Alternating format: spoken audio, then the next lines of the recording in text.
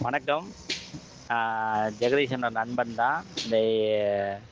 இம் இந்த இயற்கையடி இணைவன்ற வகுப்ப வந்து நான் 30 நாளும் சரி அட்டெண்ட் பண்ணேன். ஒரு 2 நாள் வந்து 5:15 அட்டெண்ட் பண்ணலான்னா 4:15க்கு எஞ்சி 4 மணிக்கு எஞ்சி அத அட்டெண்ட் பண்ணேன். 30 நாளும் நான் அட்டெண்ட் பண்ணேன். ஒரு நாள் கூட தவறல.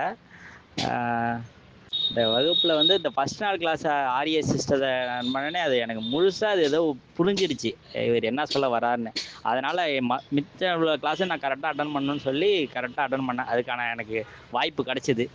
அது எல்லா நாளும் சிறப்பா இருந்தது. அவர் சொன்ன மாரி நான் நெறைய இத ஃபாலோ பண்றேன்.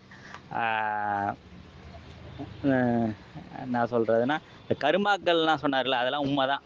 பழைய கருமா அதெல்லாம் கண்டிப்பா அது எனக்கே தெரியுது. பிரச்சனை வந்து அது இதனால தான் வந்திருக்குன்ற மாரி ஒரு அளவுக்கு யோகிச்சிர்றேன்.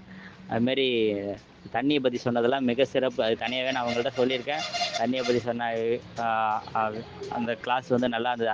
அன்னைய வகுப்பு வந்து அப்படின்னு சொல்லியிருந்தேன். அதுமாரி நெறைய சொல்லணும்னு வருது. ஆனா ஸ்ட்ரக் ஆவுது. இப்போ ஒரு 10 நாளாவே அ நான் டெய்லியும் ஒரு நாளைக்கு 50லேருந்து 60 கிலோமீட்டர் வண்டி ஓட்டுருவேன். எந்த சிக்னல்லயும் நிக்காத மாரி எனக்கு ஒரு ஃபீல் இருக்கு. ஒரு 4, 5 நாளாவே. அது என்னமோ அதிகமா சொல்றான்னு நெனைக்க வேணாம். ஆ நான் அப்படி சிக்னல் கிட்ட போறதுக்காட்டியும் அது கிரீன் சிக்னல் விழுந்துருது.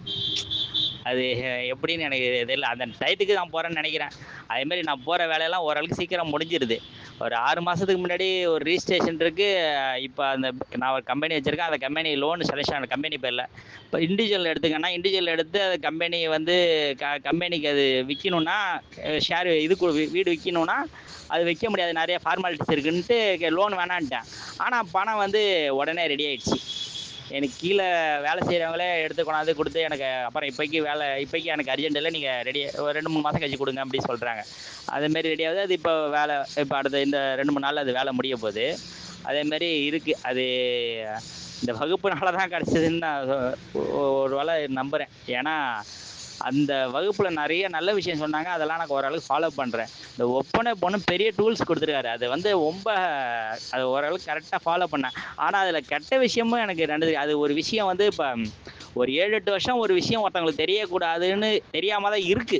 தெரியாம தான் இருந்தது. அது இன்னும் இவங்களுக்கு தெரியவே கூடாது.